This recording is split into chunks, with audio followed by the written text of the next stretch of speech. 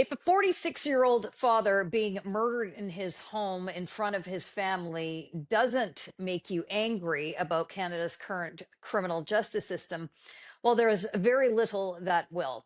Hello, I'm Adrienne Batra. With me are Brian Lilley and Lorrie Goldstein. Brian, I'm talking about the latest home invasion victim in Canada. It happened in Vaughan, the city of Vaughan. 46-year-old Mr. Faruqi was in bed, in home with his family. Home invader kills him. Outrage from the premier, outrage from all manner of politicians. People are upset and angry, but yet nothing ever changes because this story of crime we're hearing over and over again. And we have one chief of police saying, just be complicit. What the heck's going on here? Is to rely on our police service, call 911 immediately, and let us take it from there. We see more often than not when people comply that injuries are not happening and people are not victimized in terms of injury, or in this case, unfortunately, we've seen the loss of life in some of these incidents. Well, so that was York Region Police Chief Jim MacSween that said that. To comply. Comply. He actually used the word comply and said, don't take matters into your own hands. To put that in context, he wasn't making those comments just over the murder of Abdul Faruqi, but also this case in Lindsay, Ontario, that has sparked a debate in the country about self-defense and whether you can. We've always had castle law in Canada. People saying, well, we need castle law in Canada. No, it exists. It is just that Crown prosecutors and police hate that it exists, and they always try and push back against it. And in 2012, the Harper government revised the existing law to try and clarify that it was there, and now it looks like we've got to clarify it again because people are infringing. So that's where Chief MacSween's comments came from. But he also tried saying that, crime is down in York Region. You're safe. Crime is down. It's not. I went to the York Region Police Service website. I looked at their stats. Now, if you want to compare, so the last year that they have out is 2024. If you want to compare it just to 2023, in some areas, there's a slight drop in crime. Slight. But why is that? Because 2023 was a record year. So I went back to 2019 stats, 5 years earlier and before the pandemic. So this has nothing to do with the pandemic, and it's a 5-year comparison. What are we talking about? Carjackings went from 13 to 81, a 523% increase. Shoplifting went from about 1,400 to over 5,000 incidents, a 269% increase. Auto theft up 133%. Arson up 112. Assault up, I believe it was 59%. Overall violent crime is up 57% in York Region. And if anyone wants to say, well, yeah, but the region's fast-growing population, the crime per capita per 100,000 is also up dramatically. This is not just an issue for York Region. This is across the country. Firearm-related crimes across Canada up 54% under the Trudeau government. Shootings in Toronto in that time period up 160%. We have a problem. So people like Chief MacSween or Justice Minister Sean Fraser, who in response to saying that people can defend themselves, say this isn't the Wild West. No, it is the Wild West. We're living in the Wild West, and that's why people feel like they need to take things into their own hands, especially when you hear a story about Abdul Faruqi being shot and killed after a thug put a gun to his 4-year-old daughter. Lorrie, it's the types of crimes that we're seeing happening, the home invasions, the car thefts, the carjackings.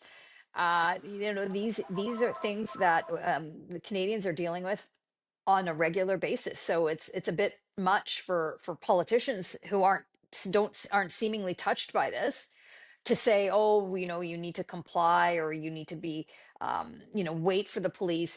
The response times are increasing before you can get a cop to your house, and so Canadians are defending themselves, I'm the overarching issue remains. Um, the first thing that we do in the media when we hear about someone being arrested or whatnot is we go and check their rap sheet, so to speak, and inevitably 6, 7, 8, 9, 10 times they've been out. It's a revolving door. Um, these are things that can be fixed. No one's fixing them. Yeah, and the mixed messaging from the federal government. Brian referred to the minister who was responding to Pierre Poilievre's proposals for changing the laws on self-defense. Mm-hmm. And he said this isn't the Wild West, and this was brought in by Stephen Harper, and we don't need, cheap headlines. I mean, he's saying that in the middle of one we cited, a father killed, heroic father trying to save his family, shot dead. An 8-year-old boy in Toronto shot to death by a stray bullet when he was in bed with his mom. They were snuggling together on the second story of their apartment on the second story. We have a 12-year-old now out on bail on charges, I believe, of attempted murder. Mm-hmm. Yep.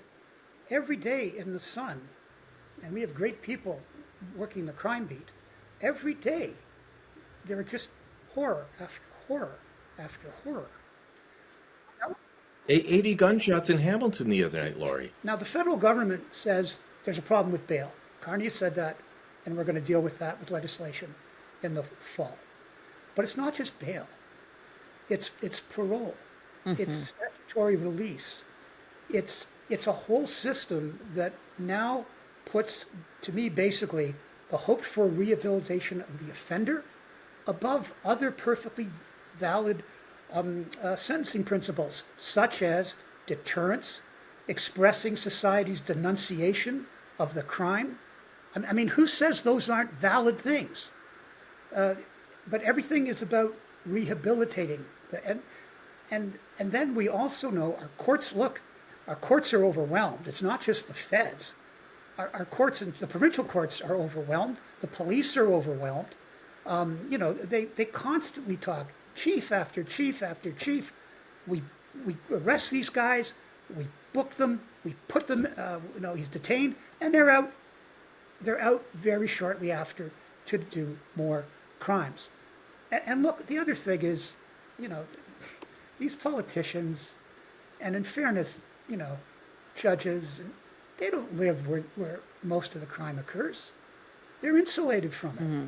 You go and talk to high crime, you can see it, frankly, in the United States. Trump takes the extraordinary step of putting federal forces into Washington, where he may be entitled to do so because of DC's unique thing. But the crime goes down, and the people who are affected want them there. That's right. I participated when I was a reporter in covering crime in Toronto. And the people I interviewed in communities where there was high crime, they didn't want the police thrown out. They wanted the police to treat them with respect. Absolutely true, and sometimes there were failings, and those things need to be corrected. But they wanted the police to protect them. Right. Because it's life and death for them. It really is. My children didn't grow up. No, it's happened. Of course, it's happened to people from but I didn't grow up with the daily fear that my children going to school might be beaten up or stabbed to death or shot. They're across the country. There are communities where that is a daily fear of the people there. And when governments talk about statistically it's lower this year, it means nothing to people. It means nothing to those people. So, and my other concern finally is that I know they've talked about like doing bail federally, but it's just not in the Liberal DNA. It just isn't. They don't look at these issues as real problems. They mock people. You could say that, Pierre, you could say, look, your idea on self-defense, it's not going to work. You can say that, right? You can say that, you know what, that won't work, but we are going to try to get legislation in that helps. But when you start dismissing any concern about crime and these kinds of crimes as, oh, you're talking like it's the Wild West. As Brian said, in communities across Canada, it is the Wild West. And we need to do something about it. Brian, we all have our cop sources, and we talk to the police, and they tell us the same thing. We're rearresting the same person over and over and over again. And there's handfuls of certain individuals that are creating the havoc, or the reoffenders, because there's no consequences. The criminals are laughing. This is easy for them. Yeah. So a couple of things have to happen. The bail reform has to happen. Uh, the Liberals brought in this bizarre bail reform to make it, bail by default, essentially, in about 2019. And they were doing it at the same time as a bunch of other jurisdictions. It seemed like it was an idea that came out of academia and was pushed in progressive circles. And so you had states like New York adopt this. But under Democrat Governor Kathy Hochul, they've walked away from it because they had the same disaster. They adopted the same policy, had the same disastrous results. They and other jurisdictions have done real bail reform and went back to the way it was before. The Trudeau Liberals, they just couldn't do that, even when they had Liberal and NDP and Conservative premiers saying you've got to do it.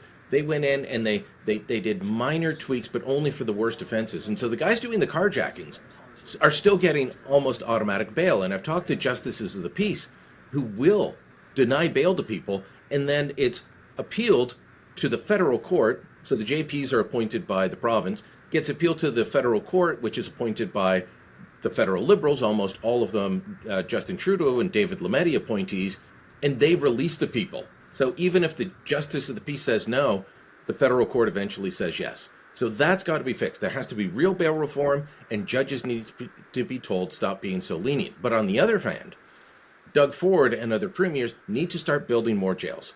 Our population has increased dramatically, and crime is up. That means we need to have more jails. Ford has said he will, but it's slow moving. It needs to go faster so that there's no excuse saying, well, we can't keep them because there's no bail. When you're in on bail, you're going to a provincial penitentiary, not a federal one. So Ford needs to do that. And then, bringing back some of the mandatory sentences that the courts did not strike down, because the courts did not. The courts also need to stop ruling that all kinds of sentences are too tough based on hypotheticals. Our justice system is a mess from top to bottom. There's a lot that needs to be done, as Lorrie said, parole and others. It's not just bail. We need a wholesale crime fix. has touched every community in every part of this country, yet very little is being done to address it. Maybe someone eventually will step up and make some change. Like this video and subscribe to our YouTube channel, and go to thetorontosun.com. You'll find commentary and coverage there you will not find anywhere else.